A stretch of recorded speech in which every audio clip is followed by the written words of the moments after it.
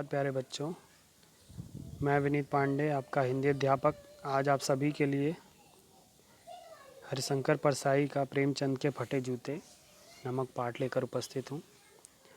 ये इस पाठ का दूसरा भाग है। आइए पाठ पढ़ते हैं। कहते हैं कि परसाई जी कहते हैं कि तुम फटा जूता बड़े ठाठ से पहने हो। ठाठ से यानी बड़ी इज्जत से। मैं ऐसे नहीं पहन सकता, यानी ऐसा फटा जूता मैं नहीं पहन सकता। फ़ोटो तो ज़िंदगी भर इस तरह नहीं खिंचवाऊँ, और जो तुमने ये फ़ोटो खिंचवाई है ऐसा मैं कभी ज़िंदगी में ना करूँ, चाहे कोई जीवनी बिना फ़ोटो के ही छाप दे, है ना। चाहे मैं आपकी जीवनी जिस तरह से छाप रहा हूँ उसके लिए फ़ोटो मिले ना मिले, फिर भी मैं ऐसा फ़ोटो कभी नहीं खिंचवाऊँगा।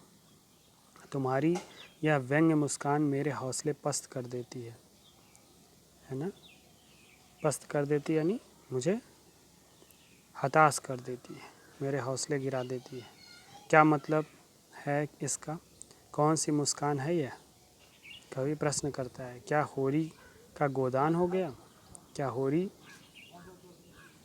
का गोदान हो गया? गोदान एक उपन्यास है प्रेमचंद का, उसका नायक है होरी। तो वही कहते हैं, क्या होरी का गोदान हो गया? क्या पूस की रात में नीलगाय हल्कू का खेत चर गई? है ना, हल्कू का खेत चर गई मतलब हल्कू एक किसान था और नीलगाय ने उसका सारा खेत चर लिया था। क्या सुजान भगत का लड़का मर गया? क्यों? क्योंकि डॉक्टर साहब क्लब छोड़कर नहीं आ सकते, है ना। ये सब प्रेमचंद की कहानियाँ और उपन्यास है ना। तो कह रहे हैं कि क्या ऐसी घटनाएं हुई, क्या इस तरह की अनहोनी हो गई? नहीं, मुझे लगता है माधव औरत के कफन के चंदे की शराब पी गया, इसलिए तुम व्यंग कर रहे हो। माधव कफन कहानी का एक पात्र है, वही मुस्कान मालूम होती है। मैं तुम्हारा जूता फिर देखता हूँ, कैसे फट गया है यह। मेरी जनता के लेखक क्यों कहा? ये प्रेमचंद जी के लिए प्रयुक्त हुआ क्योंकि वो किसान जीवन या सामाजिक जीवन के लेखक थे। क्या बहुत चक्कर काटते रहे, अर्थात क्या बहुत इधर उधर दौड़ते फिरते रहे किसी काम के सिलसिले में, इसलिए तुम्हारे जूते फट गए? क्या बनिए के तगादे से बचने के लिए मील 2 मील का चक्कर लगाकर घर लौटते रहे कि रास्ते में कहीं बनिया पूछ ना बैठे कि मेरा पैसा कब दोगे, मेरा बकाया कब दोगे? चक्कर लगाने से जूता फटता नहीं, घिस जाता है।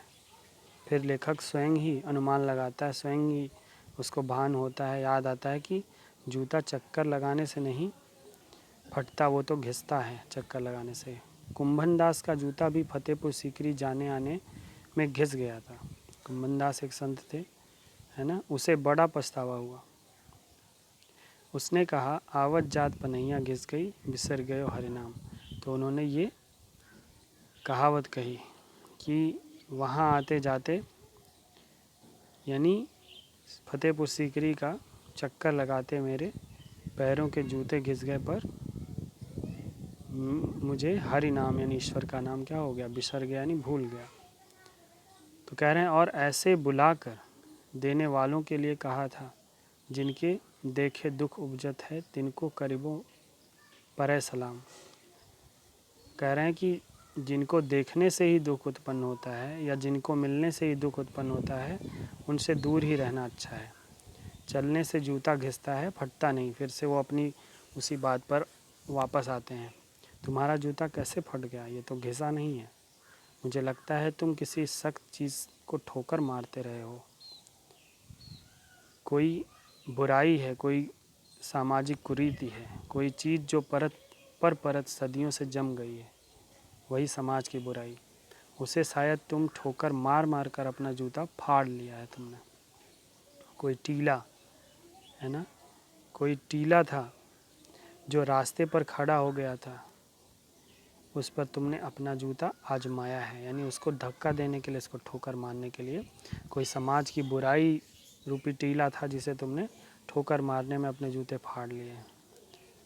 तुम उसे बचाकर उसके बगल से भी तो निकल सकते थे, यानी उस बुराई को, उस समाज की कुरीति को अनदेखा भी तो कर सकते थे, टीले से समझौता भी तो हो जाता है ना। समझौता भी तो हो जाता। सभी नदियाँ पहाड़ थोड़े ही फोड़ती हैं, यानी रास्ते में पड़ने वाली नदियों के रास्ते में जो भी पहाड़ पत्थर पड़ते हैं वो उनको तोड़ते हुए रास्ता बना लेती हैं। तो कभी लेखक कहता है कि सभी नदियाँ ऐसा थोड़ी न करती हैं, कोई रास्ता बदल कर घूम कर भी तो चली जाती हैं। अर्थात तुम्हें बुराइयों से बचकर निकल जाना चाहिए था, तुम्हें उनसे लड़ना नहीं चाहिए था। तुम समझौता कर नहीं सके। क्या तुम्हारी भी वही कमजोरी थी जो होरी को ले डूबी? वही नेम धर्म वाली कमजोरी? जैसे होरी नियम धर्म यानी नियम धर्म, जैसे होरी नियम धर्म का पालन करता था, वैसे क्या तुम्हारी भी कमजोरी है नेम धर्म? नेम धर्म उसकी भी जंजीर थी यानी बंधन था। मगर तुम जिस तरह मुस्कुरा रहे हो उससे लगता है कि शायद नेम धर्म तुम्हारा बंधन नहीं था, तुम्हारी मुक्ति थी। नियम धर्म को तुम बंधन नहीं अपनी मुक्ति मानते थे। किसकी तरह? हल्कू की तरह। तुम्हारी यह पाँव की अंगुली मुझे संकेत करती सी लगती है, जैसे तुम घृणित समझते हो, जिसे तुम घृणित समझते हो उसकी तरफ हाथ की नहीं पाँव की अंगुली से इशारा करते हो।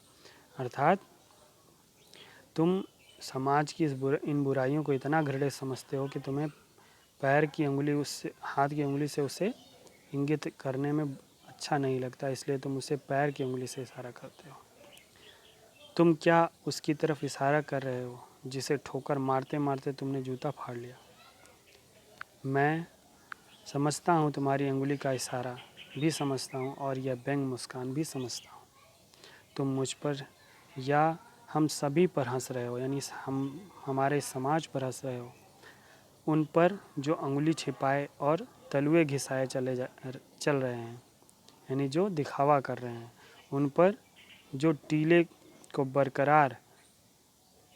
को बरका कर बाजू से निकल रहे हैं। बरका कर यानी छोड़कर, अनदेखा करके, बाजू से यानी बगल से निकल रहे हैं। तुम कह रहे हो मैंने तो ठोकर मार मार कर जूता फाड़ लिया, यानी मैंने बुराइयों से लड़ाई की, बुराइयों से संघर्ष किया। अंगुली बाहर निकल आई पर पाँव बच रहा है और मैं चलता रहा, है ना। अंगुली भले ही बाहर आ गई लेकिन मेरा तलवा जो है, मेरा पाँव जो है वो बचा रहा। मैं सत्य के मार्ग से नहीं डिगा। मगर तुम अंगुली को ढकने की चिंता में तलवे का नाश कर रहे हो। तुम चलोगे कैसे? ये लेखक नहीं, ये प्रेमचंद के विचार हैं। प्रेमचंद का व्यंग है समाज के प्रति। मैं समझता हूँ, मैं तुम्हारे फटे जूते की बात समझता हूँ, अंगुली का इशारा समझता हूँ, तुम्हारी व्यंग मुस्कान समझता हूँ। ये सब जो है तुम समाज की बुराइयों के प्रति अपने व्यंग को दर्शा रहे हो। ठीक है स्टूडेंट, तो आप सभी इस पाठ को, इस निबंध को अच्छी तरह इस दूसरे भाग को समझिए, पढ़िए और वीडियो देखिए। जो समस्या हो उसे हमें कमेंट में बताइए। Thank you, have a nice day.